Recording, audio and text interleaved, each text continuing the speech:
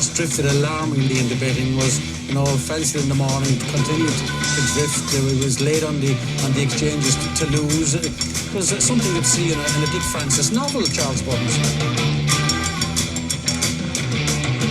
The ground is soft. It's not. It's heavy. It's soft on times. It's heavy. Okay.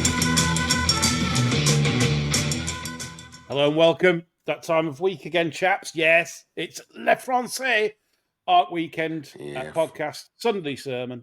Hopefully we'll give this a good bash. Plenty of topics for you as well, and plenty to get stuck into. And thank you again for your questions. As always, you make the show. So joining me this evening to chew the fat on the weekend's action and other topics is my usual two co-hosts, Mr. Jonas Lang and Chris Lorne Malvo off of Twitter. Good evening, chaps. Hello. Hello, everyone. I'd like to just start this show off by promoting a little charity. Charity. You do a lot for charity. But you don't like to talk about it. We don't like to talk about your charity work, do you? This is a good one because I had a question on it earlier this week as well about being a racehorse owner. What happened with the ones you didn't sell? Did you find a home for them? You ate them, didn't you? Having a fucking hook up their arse on a lorry to France, I think that was it, isn't it? The trainers I had them with are very, very good at doing that. One of the syndicate horses that I syndicated, that ended up with a syndicate member. He took it back and looked after it. Yeah. And the last one that I had, she was being retrained for equestrian, is it? The old dressage? Yeah. Because she had a very sweet temperament about her, which not highly strung, so it kind of works. So I'm going to promote a charity that actually helps owners rehome their horses, the ones that aren't good enough to sell, things like that basically it's a waste of time taking them to the sales. Yeah. The web address is racehorserehoming.co.uk. It was started by the late Stan Mellor, and trainers Clive Cox and Pat Murphy are patrons of it. Basically, they invite you to get in touch with them to pass your horse on to see if they can help. Obviously, and they need funding as well to do that, because obviously it costs money to keep these animals. But I thought it's a very good charity because they also loan horses out as well. It's kind of works. It looks a well-to-do operation supported by our trainers. So I thought, getting this promo out of the way, I know we don't tend to shove things in people's faces, but I think this is well worthy of it, and it promotes something good in the sport. It's taking care for horses after they finish their racing careers. Check it out, and if you fancy chucking a score in after you've backed a winner or something like that, or we tip you a winner on a pod, give it some thought. Right, on to the weekend then. I've got to say it again, John, in particular. I don't know if it's just me and life itself, but I'm struggling to get excited for big stages now. I don't know if it's the quality of horse. How do you feel this weekend as a whole? Well, I think next week, it's the 2-year-olds, isn't it, that take centre stage. Yeah. I think that'll be the acid test, because if you can't get excited about what might happen next year, it doesn't bode well. I think this season in general has been very flat, to coin a phrase. We've been somewhat short of what you might call superstar performances. Yeah. And there hasn't really been anything you could latch on to really get the blood pumping, The Derby winner was a bit of a flat fart, wasn't he? And he went to the Ledger and got thumped. It's just been one of them seasons, I think, where they don't look as though they've come up to scratch, in all honesty. Just on a side issue, I noticed something the other day that I pointed out to you, John, in the chat. It was at Ramwick in Australia. Yeah. And it was the Super Dry Metropolitan Handicap, a Group 1 on turf for the Aussies over there. And what I noticed was that the first 7 of the 18 starters, I didn't go back down the list any further, I'll be honest, I got fed up. But the first 7 in the betting all used to be trained in Britain and Ireland. Yeah. To me, that is extremely, extremely worrying. The winner was Royal Supremacy, formerly Andrew Baldings, that finished 3rd in the Esher Cup and ended up second to Ancient Wisdom in a Group 3 in July, and then straight to the sales, rated 105, ends up in Australia. I think it's worse than what people are talking about. I think it's as bad now, and it's just going to get worse as we lose all our best stock. Yes, this is as bad as it's got up to now. I mean, you get to Ascot, for a fact you're very unlikely to see the first 6 in the Britannia again.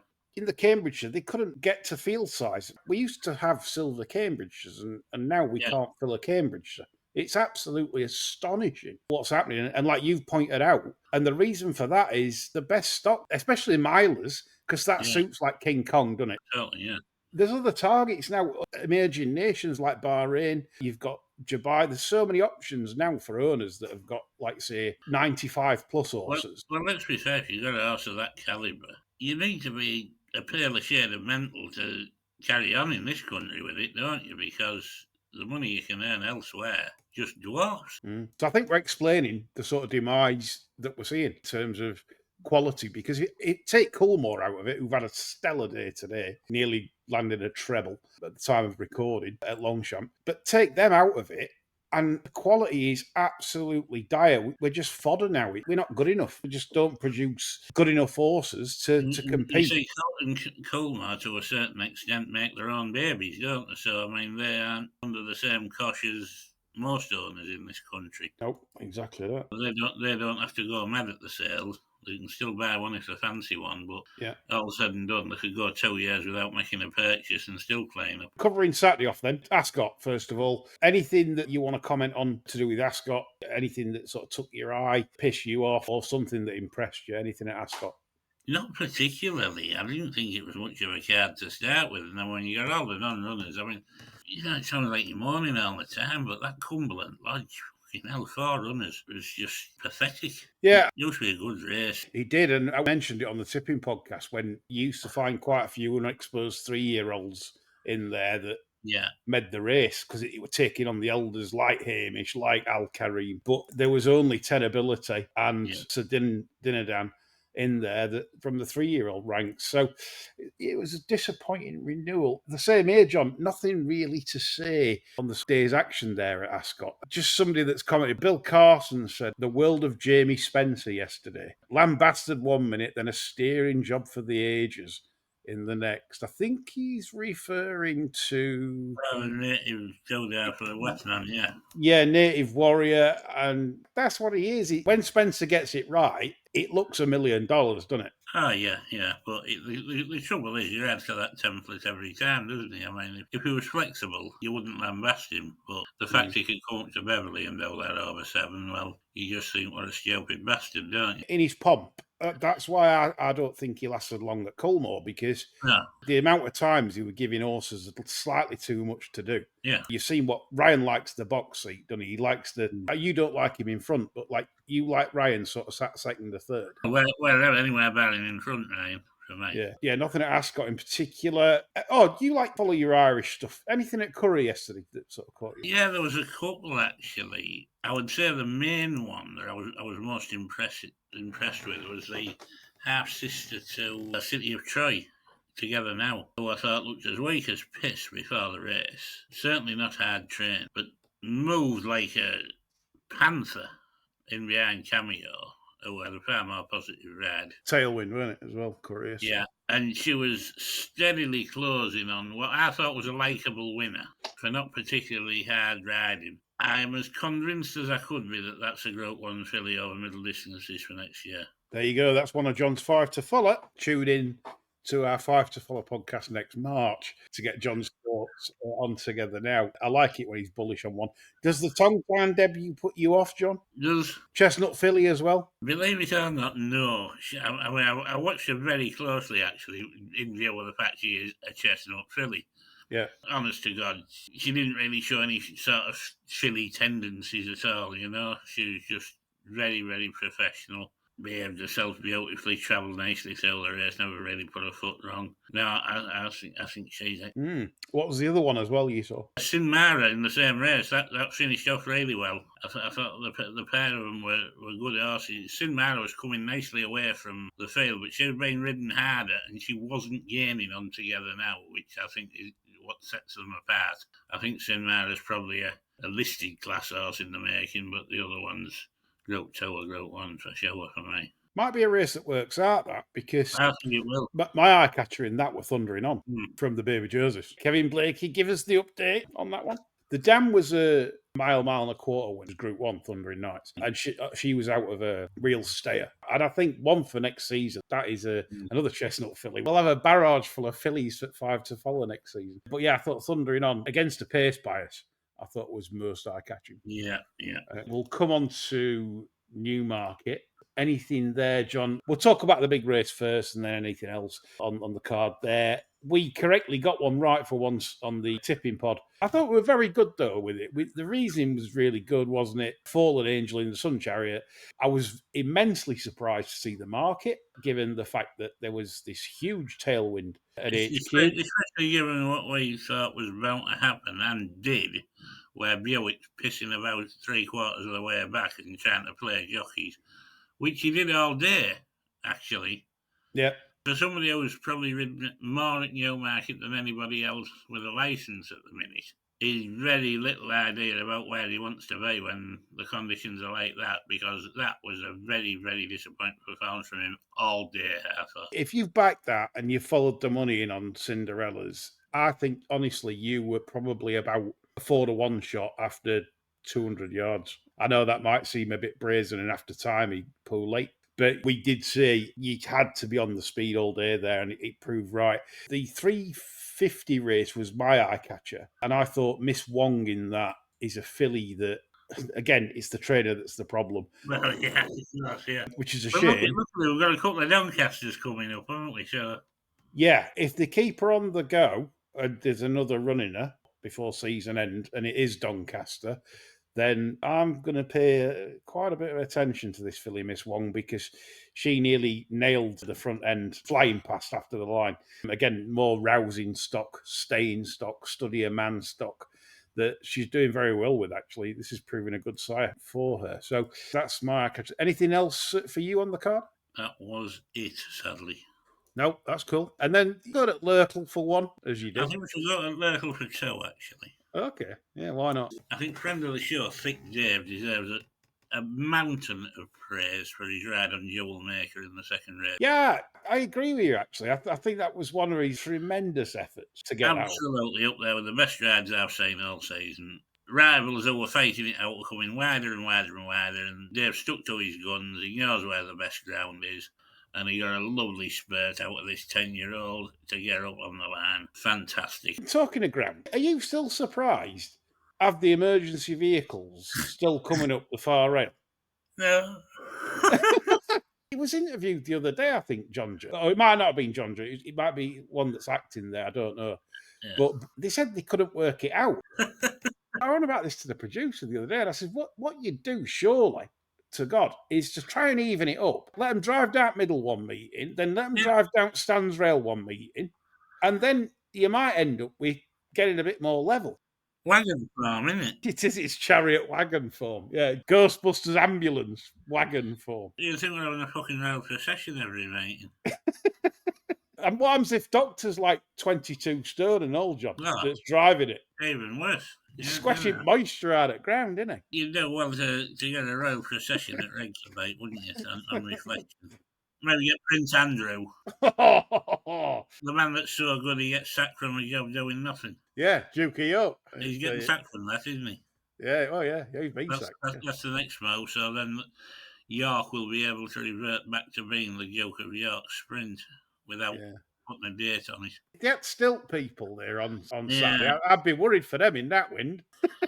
Yeah, you'd think there would be some kind of health and safety catchment, wouldn't you? You know, well, we can only go up in like up to 15 mile an hour or something. Your savage sense, you gave them 56 helium balloons each to walk round with and all, wouldn't you?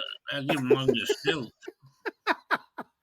So that covers Saturday off on domestic front, obviously over to the Hippodrome at Longchamps, where we had some decent action, but not so decent action, if you know what I mean. It's been a bit flat. Again, it's just how I see it. Anything that caught your eye on the Saturday, John? I was disappointed in Bay City Roller not getting the job done. I thought he had a nice enough trip.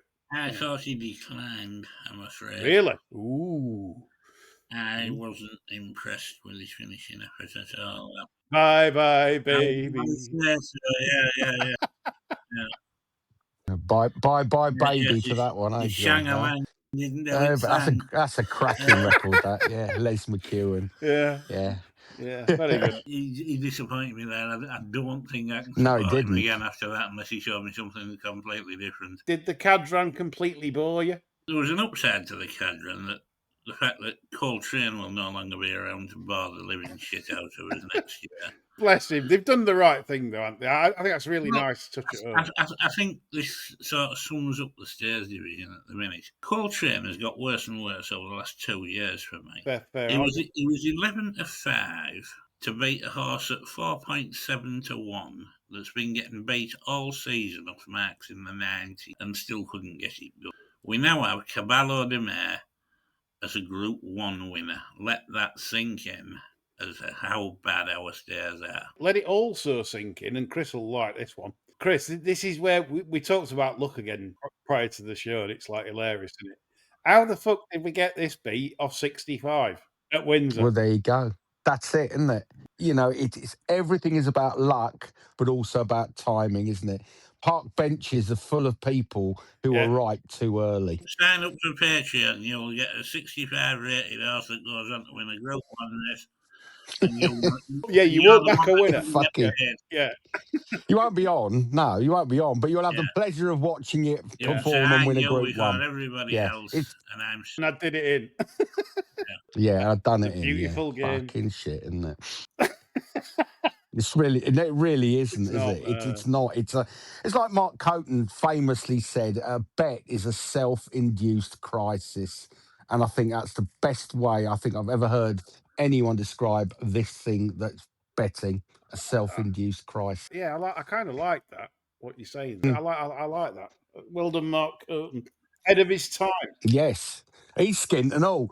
He's fucking potless and all. He had to go back to writing, didn't he? So as we lurch from self-induced crisis to self-induced crisis. Yes, he tells a story in his book, which I think we've talked about before, where he was absolutely convinced that it was. It tells you going how far back it was. It was a Paul Felgate sprinter.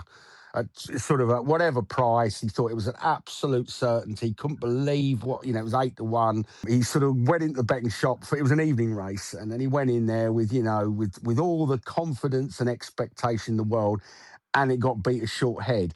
And he says he came out there with the same kind of emotion that you would experience if you witnessed a fatal car crash. Do you know, there is an element of truth to it. There actually is. Yes. If you've got the lot on something, because sometimes you do, you just think, a bit like Steve Palmer, this will not be beaten. So you go for it, you think, fuck it, if ever I'm going to fucking press up on one, it's this one. Yes, and correct. Then when it goes Pete Tongue or you get chinned on, how do you walk out of that betting shop? Through the plate glass window, I would have thought. That's the great game, though. I know it's not great, but... No, it's not. It's a trade descriptions issue. It's not great at all. It's fucking horrible, isn't it? It's... I don't know. It's just unrelenting horror, punctuated by the odd kind of spark of joy. That's on the bright side for our younger listeners. It'll be done in 50 years. Yes, it will. If that. I think the landscape, shall we say, is going to vastly change in the coming years, to say the least. And we'll get onto that in a little bit. Covering Longchamps today, and obviously at the time of recording, I can only tell you up to the Arc. So we've got the Arc review ready, but at the same time, we can't do the opera or the foray on this show. The Marcel Boussac, John, is this the French butcher or is that Lagardière? Forgot. Yeah, Boussac was the butcher. 4 steaks for 10 francs. 4 sirloins for a tenner, yeah. No wonder you got a race named after him. That's fucking brilliant, isn't it? They were horse steaks, though, to be fair, but, charcuterie or whatever. I was once told that the finest chips you'll ever taste are ones done in horse fat. Really? Really. Who told you that? Nigella Lawson. Oh, Nigella, gosh. I believe anything she says. Yeah, you like Nigella. Oh yeah, fucking not many. Yeah. Did she love a snort once? Did she? Oh yes, she went through quite a hard. I mean, I think she was with Charles Saatchi, who was not a very nice man. So yeah, she was on the old 3 for 100 every fucking weekend. That's for sure. 3 for 100. Yeah, 3 for 100. Get at me. Fast drops on the mopeds. Fast drops, get at me. Yeah, absolutely. So the Marcel Boussac, John, is impressively won, I felt, by Diamond Necklace. Obviously, a very expensive purchase. What did she actually cost? 1.7 million euros. Magnier wouldn't be outbid on this one. and he's been proven right yet again. Now 3 from 3, and I would imagine I haven't seen any quotes for the Guineas. You'd be thinking 2 to 1 or less. Yes. I'll tell you one thing, though. The second, Green Spirit, that Yeah. and half got some foot. That's got some real gears. If that ground had been good ground today, Quick round, yeah. Raymond King. yeah, she wouldn't have beat that. Diamond Necklace wouldn't have got to that. No chance. That'd have been away and gone. The thing is, with that one's turn of foot, he's going to fancy the Pouliches over there. The Pouliches. Oh, the accident waiting to happen at Newmarket, isn't it? Yeah, Green Spirit has got foot. Could even see that as a 7 furlong type next season. Yeah. Really like that filly. The Jean-Luc Lagardère. Well, they're in the knocking shop this one. On the same street, so you've got Van Geese, the hairdresser. You've got Yeah. Marcel Boussac, the butcher, and Jean-Luc Lagardère, the knocking shop owner. It's like really shit Trumpton, isn't it? It's, like no, that's Trumpton. Lang's ideal street. Let's Trumpton. Yeah. Is it? Lang Trumpton, goes in yeah. for a Van Geese, a trim, Get a haircut, trimmed up and that, quick steak. gets his 4 steaks in, foot wing, and then off to knocking Yes. shop. Okay. Paradise Row, isn't it? Yeah, well, it is, yes. Yeah. Yes. Mother Carey's doorstep. Yeah. What have you got now? Vape shop and slot machine shop. It's Turkish just rubbish. barbers, Society is rubbish. So in the Jean-Luc Lagardère, John, Puerto Rico physically to me just seems to be thriving. Another one that I got wrong this week. If you're going to get it wrong, you may as well get it wrong. I said on the pod, this horse missed a dance this year. I mean, bloody hell, he's run 50 times, hasn't he? 7 times now since June, and yet he's produced his career best. I'm going to doff my cap to Coolmore Mob again because they're just different gravy. There's times they get it wrong. I mean, look at that farce when they got it wrong with Pace. What race was that? Remember where they messed up with? The Princess of Wales was the worst. I think that's the one I'm on about. They made a huge rick in the Prince of Wales, I think. The tactics was horrendous. But rarely do they get it wrong. I think the tactics are always liable to go wrong where they think about it so much. I think where they just go right is the fact that he's just a little fucking wizard, isn't he, training them? Because this is ridiculous, really. He's won that race like that. The fucking thing didn't get off the mark till halfway through September. Let's get serious about it. You know what I mean? There was nothing up until then to suggest that this was going to be a Group 1 winner by the end of the season. And then it's come out and won at Doncaster, and then backed it up with another new topper, if you like, a new top performance. If that's the case, if he's one of them that wants it and thrives off his race, it's one of them, you could see him by next summer and autumn being a worldie. Physically, he's really doing well. I've got to say that. Well, he's got the breeding for it, hasn't he? He's a Wootton Bassett out with Galileo now. You couldn't get much fucking better than that, really. Yeah, you know, he has thrived on racing. I mean, I wouldn't even say the graph has shot up until the last 2 runs, really. I don't think he's highly progressive, you know. I think he's gone I think he's probably shown about stone improvement over 5 runs. He was well back to today, so they knew, didn't they? They knew. Oh, yeah. I mean, they know what they've got, and they know. And again, it was an early fall, so you'd probably say they knew he'd be able to take it. But it's this just unique brand of seasoning that Aidan seems to put on some 2-year-olds. And he keeps going to the well and going to the well and going to the well, and they just get better and better. It defies all previous training logic, in all honesty. I agree. You've remarked on his genius in the past, and I think he is probably Hall of Fame. We've said this legend status stuff. Putting him in with Vincent, it's that good. And fair play to Coolmore. They might have the best kit, but still, you've got to do it, and they're doing it. It's that unique Irish affinity with the horse, and there isn't another nation on earth that's got it. Or as the Irish say, Harris. You can go around some of these Irish. They say yoke, don't they? Yoke is the phrase they use. Yeah. Yoke. Experienced men classed as good hands, you know what I mean? You never see them lose the rag with a horse, you know what I mean? The stallions kicking off and all the rest of it, you know, they have an affinity for calming them down, and you know, it's a joy to watch, really. You know, it's probably that country's best export, its people. Irish are fucking brilliant. Horsemen, in this modern day, they probably produce the finest jockeys. Attitude to racing and training is, I think, as we've seen at Cheltenham, and different class. Yeah, different. I'm sorry, but they're making the UK look crap.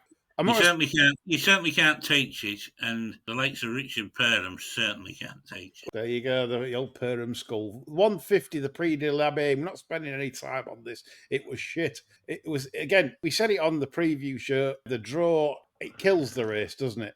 Have you seen the draw? First 7 home, stall 3, stall 9, stall 7, stall 2, stall 5, stall 1, stall 6. It's bigger than Chester. It's absolutely massive. It's the biggest bias that's probably in any kind of racing. I don't care what anyone says about Chester. No, not at all. Chester's like fucking chicken feed compared to this. We're all sat here again. Have you done any combination forecasts and tricasts? No, because I wouldn't have had Jawal in it. I might have. If I'd have done it, I'd have probably put Pontos in because you know he always goes like fucking clapper. Cheese quality, Asphora. So again, I'd have had first, third, fourth, fifth, sixth, and seventh because I wouldn't have left 2% Tom out, but he wins loads of Abbeys. So there you go. Again, the look factor. Anyway, not much time to dwell on that. We'll come to the big one now, the Prix de l'Arc de Triomphe. And Chris has sat here now mourning yet another near miss on an anti-post bet. Took it upon himself earlier in the season to back Mini Hawk at 14-1 for the Arc. And Chris, it's the script, isn't it? Yeah, done it in. Yeah, I mean, to be perfectly frank, I mean, like, I just knew it was going to get mowed over. There was not a moment during the race where I thought I had half a chance. There's a sort of a grim inevitability about it, isn't there? Maybe it would have got chucked out, as you said, so that would have been double pain, wouldn't it? Yeah, I think it would have. The winning margin was ahead. Had it been ahead the other way around, the French stewards Fucking head, isn't it? had knocked it out. But Mini Hawk nearly completed a treble for Coolmore. I couldn't have got the race any more wrong if I tried. I was against the 3-year-olds. I didn't think the 3-year-olds posed as much threat to the older horses this year, barring Fields a goal, which got injured. Yola, you're talking about the draw in the Abbey.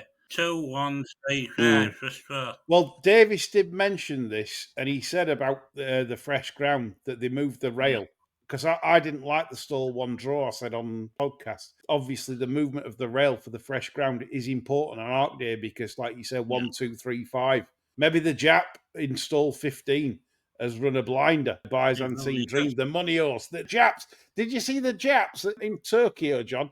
They all turned up to the track. Well, there's a lot of them there, so you'd struggle not to see Japanese in Tokyo, wouldn't you, to be fair?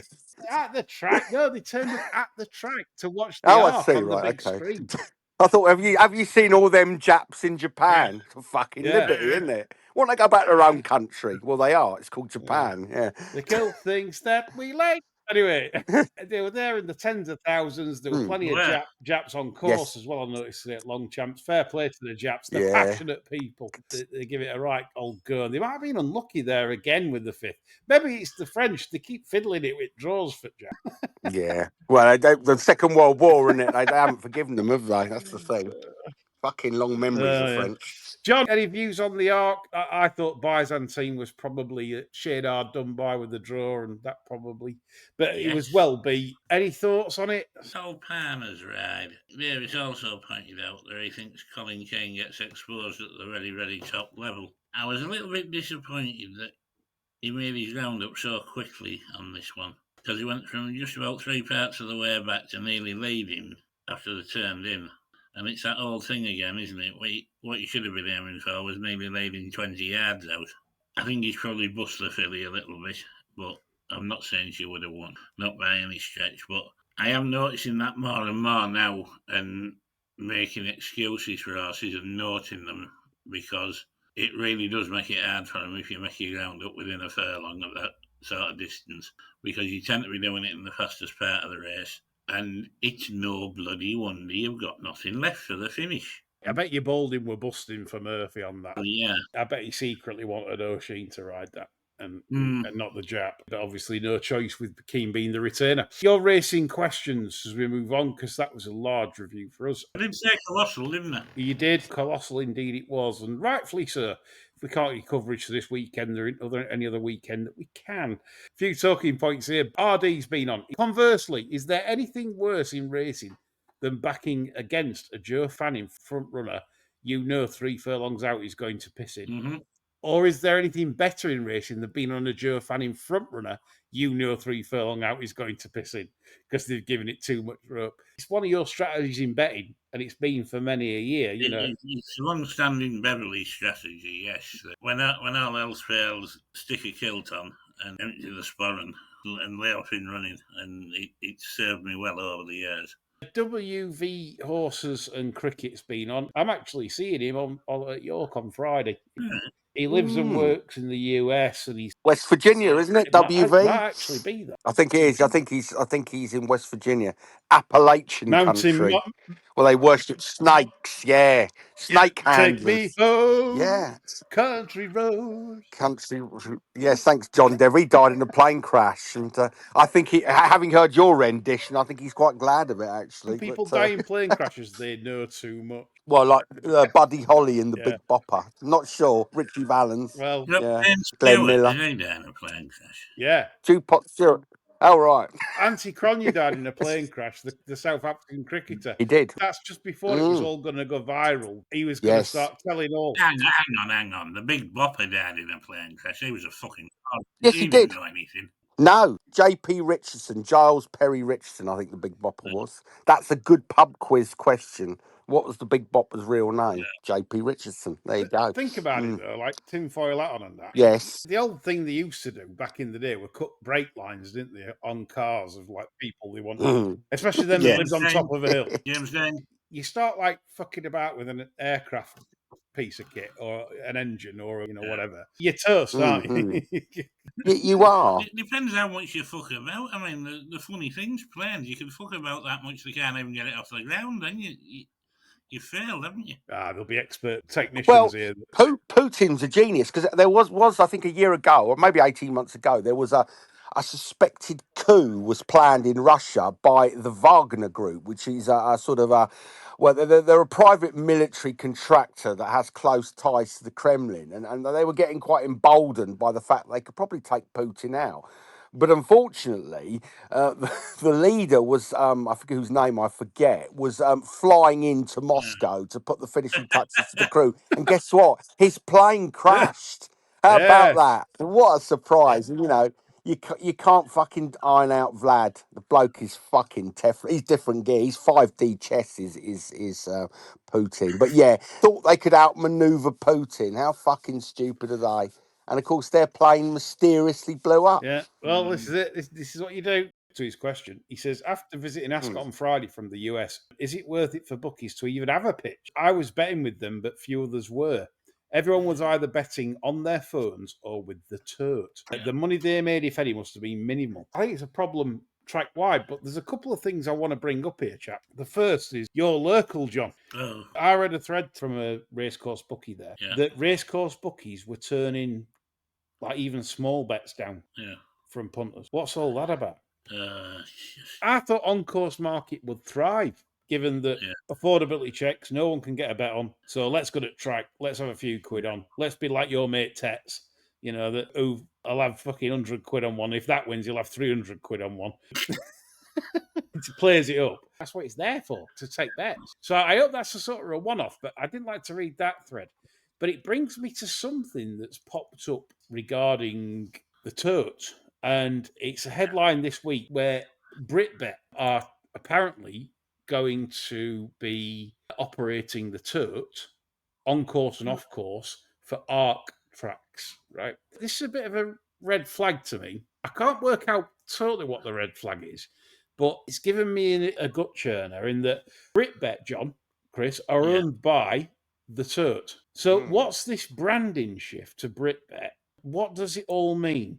I don't know if it's anything to do with taxes or whether it's going to be anything to do with potential digital ID cards, the Brit card, BritBet. I do. It kind of worries me because, A, it's art. Cruddas is shrewd. Cruddas knows what he's doing, right? He works for the Reuben brothers, essentially, who are also very shrewd and very probably tied in high up politically, etc. They invented a fucking good sandwich as well. I used to work in the office directly next to the Reuben brothers, and without fail, there used to be one massive argument every day with furniture being thrown, obscenities, threats, etc. Now, no idea whether they're arguing amongst themselves or with staff, but literally every day there'd be sort of sounds of violence in the next office. Extraordinary. Honestly, as in like chairs being thrown, you fucking cunt, and all. I think it may well have been the brothers arguing, but I think I heard sort of staff getting called out. But they used to have some right tear ups themselves. You fucking cheating, lying cunt, and then there'll be a chair going, and I mean, really, really loud. So yeah, interesting people. They're just there to entertain, aren't they, really? Well, yeah, probably. I mean, it's the same with all these billionaires. Like Musk went up into space to excite us all, and then disappointed us by coming back alive. The thing is, if it don't make you think like outside the box, things like this, because why has it got to be Britbet and not the Turk? Yeah, there's a move there, isn't there? There's a move, but what that move is, Yeah, there's God knows. something. Get in touch if you've any thoughts on that. Anyone really? If you have any thoughts on what this could be? I've got two words: managed and decline. Keith Joseph, wasn't it? Liverpool, I think, wasn't it? It's not going to be good for the punter. No. Yeah. Gee, you think? Looking at the take, and Britbet's take, I think turnover was 76 million, and they made 25 million. Well, there you go. So the overrounds there on the Turk must be, the way they bet, must be quite high. You know how fucking stupid punters are. We've been good at track for first time. They aren't going to fuck straight to bet. I don't know. Something doesn't sit right, but we'll see how that plays out. Yes. Bert Doncaster's been on, and this is to do with the new ITV 4-year deal. In the game of the Defend the Indefensible, I'd like 60 seconds from each of you. Fucking hell, Bert, that's fucking half a show. I can sound like my missus. She don't get 60 seconds out of me anytime. Why the new ITV deal is the best thing since Ma Doncaster caught her left tit in a mangle. Right, interesting. My personal response is that racing without terrestrial coverage would die a lot faster. Just, it's a simple fact, because if an 18-year-old switches ITV on one afternoon and he's been to a few race meetings and he switches it on and it's there, then you're more likely to probably create a fan than if it wasn't on terrestrial TV. That's my argument. I think the ITV people have done a good job in balancing it for those type of viewers. It isn't for a professional audience, but we've had this conversation on the show before that if you tailor it towards what we need in terms of like professional content, I'm afraid it's probably going to sail over the masses' head. And the viewing figures obviously prove it. ITV are happy because they've got the big long deal. There's not really a lot to say from my perspective on it, other than that money, it's commercial. Money drives new contracts. If they were no good, they wouldn't get a new contract. They'd be jettisoned. So they must be doing a good job. I would have nothing to add other than to say that racing, despite its many faults and its, the trajectory being in decline, is incredibly fortunate to have regular terrestrial coverage. There are tons of sports out there, popular sports, that would cut the right bollock off to have anything like the amount of mainstream coverage that racing gets. So I think racing can count itself to be very fortunate. And I think, as you say, that the programme is not for everybody. But listen, you don't get awarded contracts for shit that doesn't work. They're delivering. So good luck to them. Yes, John? I think this kind of ties in with another subject that I put up there this morning relating to is racing a closed shop. Yeah, you did, yeah. I think it's good that ITV's have the contract renewed, but I think we need to work a hell of a lot closer with the BHA and actually define who they're aiming this coverage at, to what end. Because just picking up casual viewers here and there who have no intention of starting betting in the future is a waste of fucking time, in all honesty. It doesn't matter how much coverage you get, and if them people are never going to strike a bet, they might as well not watch it. ITV, with their coverage, are missing a trick, because really, I mean, you only have to look at the opening titles. It's a load of middle, upper class whites going to, like, the theatre or the fucking opera. There's not an ethnic in sight. It's an orchestra playing. I mean, again, a middle class pursuit or an upper middle class pursuit. Yep. Got that. That needs a massive revamp, because anybody that's new to the sport, who's channel hopping, sees them opening titles, they're going to think, fucked. What we need then, John, is more reflective. So what we need are big-titted, pissed-up slags in stilettos slipping over us in piles of sick, while men with skin-fade haircuts off their nut on bugle, knocking shit out of each other. Because that's modern Britain. That's what we want. Reflects society better, but So let's have that as the opening credit. Ed Chamberlain, get I on don't with it. think we can do better. John, you know, for racecourse fights, when they take place in summer, usually on flat, would you have Steve Inman doing live commentary on course? Oh no, Have John Inman. You can put that on the big screen, and that would be good. You know, You should do. Bet now. Bet now.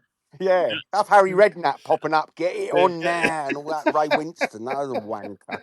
Yeah. Fucking. Yeah. Bet now. I mean, this is it. But we need to define which bit of society or which part we're actually aiming at to get interested in the sport and get betting. Mm.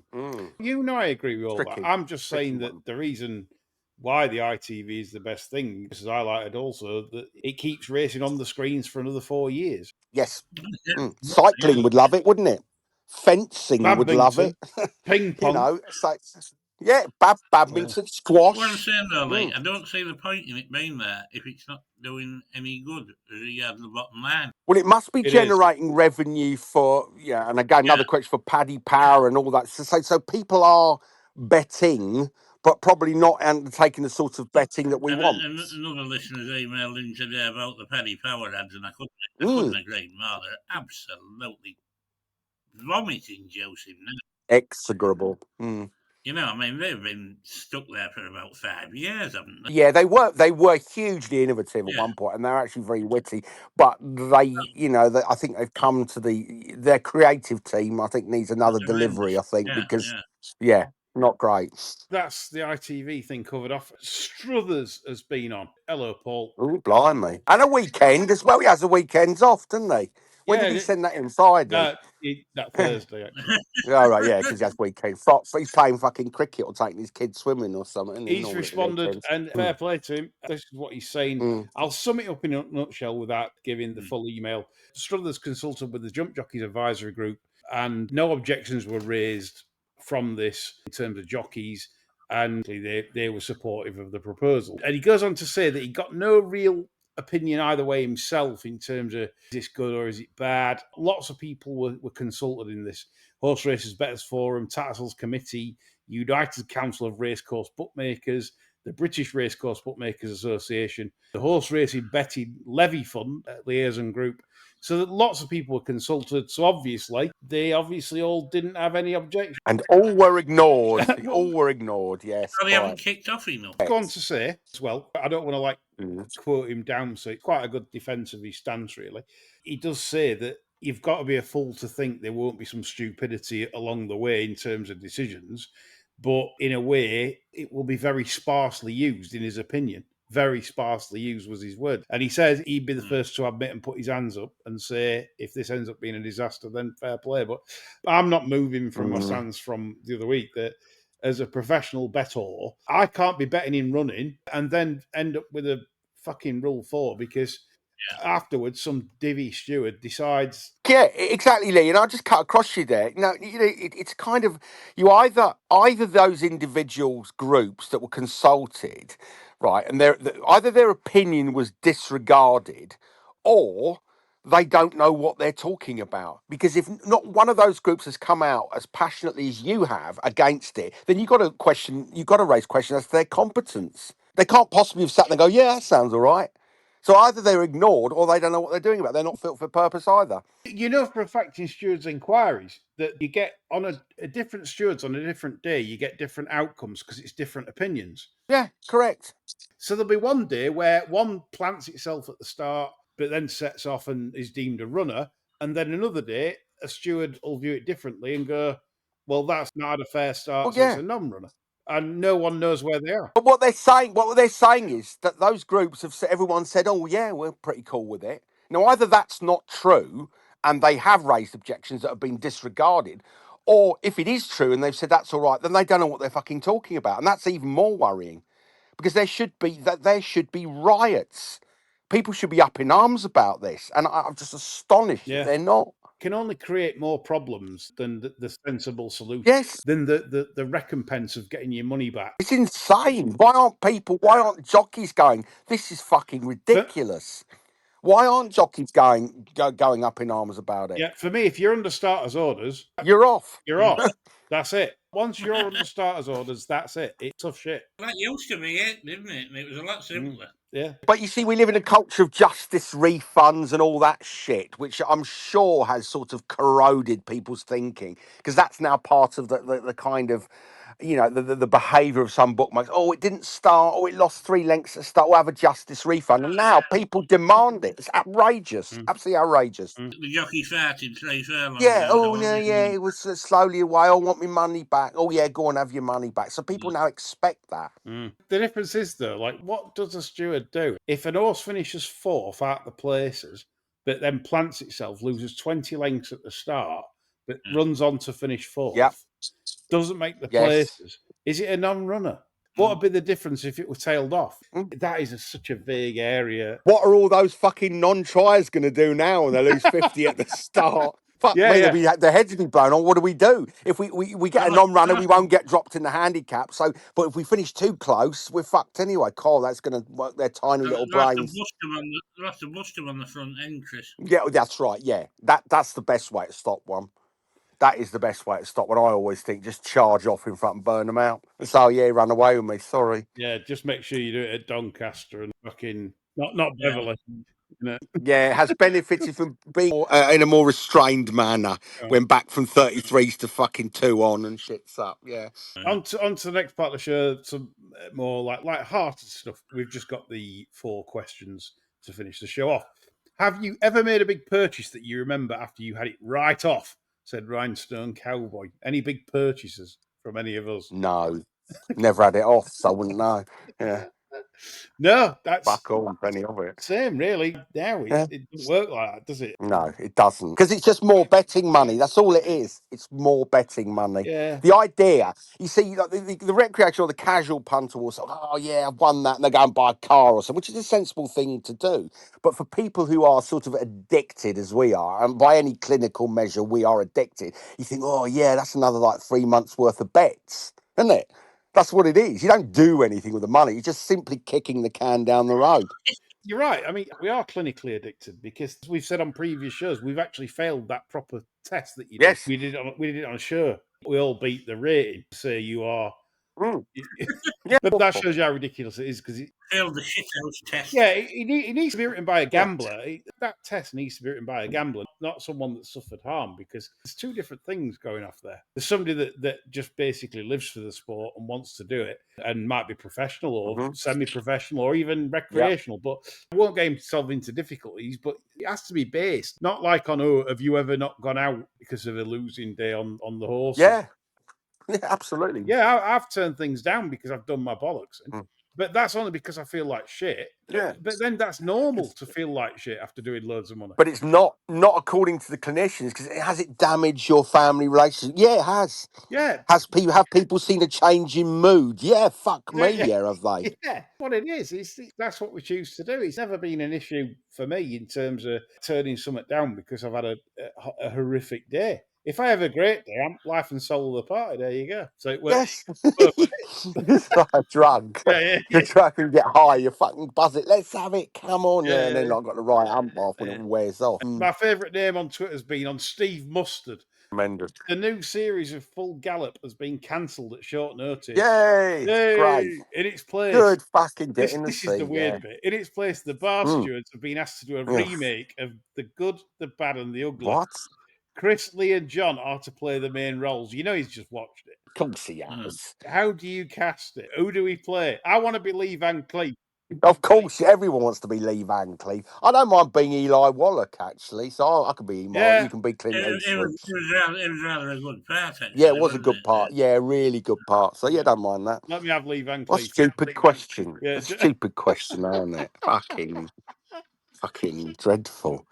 It was trying to get us arguing there. Yeah, no, we're not biting on that one. because Yeah, we he don't sits there care. and Steve, we know that Yeah. everyone wants to be Lee Van Cleef in that movie. Yeah, of course they do. 100%. He's the coolest guy Yeah. ever in that. Yeah, he is. From the worst guy ever in that series, The Master, that he appeared in when he was still barely alive. Do you remember that? God, yeah. Yeah. Wow.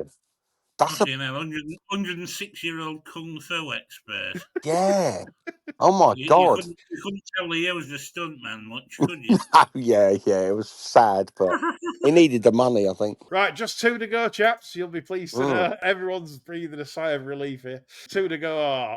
Seth, our UFC, has been on. He says Bonnie Blue has made £34 million. The Good on her. question here is, what is the world coming? Into Bonnie Blue's fanny is where they're coming for 34 fucking million. Yeah, right. That's what the world's coming in. Someone's posted another question about she set up something like a bang bus or something. A Yeah. Bonnie Blue bang bus. Yeah, old John's tailing that round the country, eh, John? I bet. Fucking Well, she accepts you, ain't it like free entry? Literally. literally, yeah. Imagine being turned down by Bonnie Blue. Fuck me, you'd never get over that, would you? You wouldn't. I'll be over it next Right, year. how do you do that psychologically, though? I mean, Chris, would you let a load of men bum you for 34 million? Would I? Of course I fucking would. I'd let a load of men bum me for £1,000. I promise you. Fucking now. I said, no, my arsehole be like the flag of Japan at the end of it. I wouldn't give a shit. I'd have £1,000. Honestly. Fucking silly question that is. Of course you would. Fucking 34 bar. You'd have reconstructive surgery, wouldn't you? Oh, you'd learn to live with like a double colostomy bag as well, I'm sure. Yeah, you wouldn't care if you had to have scaffolding. would you, Exactly. I Ray? can't even think of that question. The question should not enter anyone's brain at all. No, it shouldn't. Shame on them Yeah. for forcing us to say this Yeah. filth. Yeah.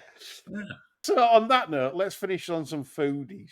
Just the one question from Ice Cold Cube. But before I come on to it, my top tip Yes. of the week here is the old Aldi substitute nap Right. of the week. Yeah. The new nap of the week, I have to say they're incredible. They are better than Mr. Kipling. Yes. It's the Cherry Bakewells from Aldi. Really? Yeah, they are better than Mr. Kipling. Better than Mr. Kipling's? Really? 100%. I guarantee. Really? Yes. I'm going to try that. Yeah, I'm going to put they you are to better test. than Mr. Kipling. The cherry bagel, lovely sweet snack there with a cup of tea. You're getting to colder times.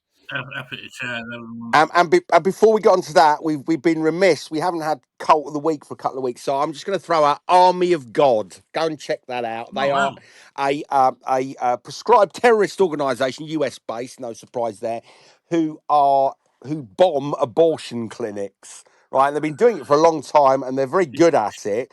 And their most famous follower was the Olympic bomber, the Atlanta Olympic bomber, Eric Rudolph, was a follower of the Army of God. So yeah, it's a good rabbit hole to get down, but don't go on their website and download their manual. That's all I'll say. Oh dear, this is dark. Oh, dark. Yeah. That's Chris's Cult of the Week, which I know some of you enjoy, you weird fuckers. Yes. So coming on to the Ice Cold Cube, and I think John's could be the perfect one to answer this. He's bought some thick cut ham this week, lovely. Oh. He's been considering which of the many mustards on offer to pair it with. He wants to know what we would choose as the best mustard. He says, "Dear God, I need help." He says, "In the end, I plumped for English," but he wants to know what we'd have gone for in particular. John. Well, if I'm having a ham sandwich, I go always without fail for English mustard. But what I do when I'm doing the ham sandwich, I'll do the bottom slice of bread, butter, the ham, and before I put the top slice on with the mustard and butter, I put a bloody good drizzle of honey over the ham. Yeah, strong pairing that. It's quite a mild mustard I use. It's the Brewdog mustard, the Patriot mustard. It's quite mild, but it's got a bit of zest and tang to it. So some people do like a nice hot mustard, but if you don't, that's the one I think that just adds that little bit of nice flavour to it. It does go really well with ham. Yeah. So there you go. Chris, anything to add to that? Yeah, I would say English mustard, but I like to make the mustard from the powder and mix with water in a little sort of egg cup. I think that gives it more kick. Well, it says on the little box, doesn't it? It says make your mustard fresh every day. Correct. Exactly. I start to get these visions of this old Colonel Blimp Yes. who gets up on a morning and does his chores and then thinks, oh, Jesus, I haven't made my mustard yet. Exactly right. And Mm. he has to get cracking just in case he needs mustard. Just in case and his newspaper iron so the print doesn't come off in his hands. That's what the butlers used to do, wasn't it? Amazing folks, aren't they? People like that. Yes, Just they are. amazing. They are incredible. Yep. But yeah, so English for me, I agree with you twos on that. And of course, that is mustard advice to finish the show this week. Yes, We hope you've ba-bum. enjoyed it, and we hope you've had a good racing weekend, and you're all doing well mental health wise. We'll be back next weekend with more of the same shit, different day. That's all from us. Bye for now.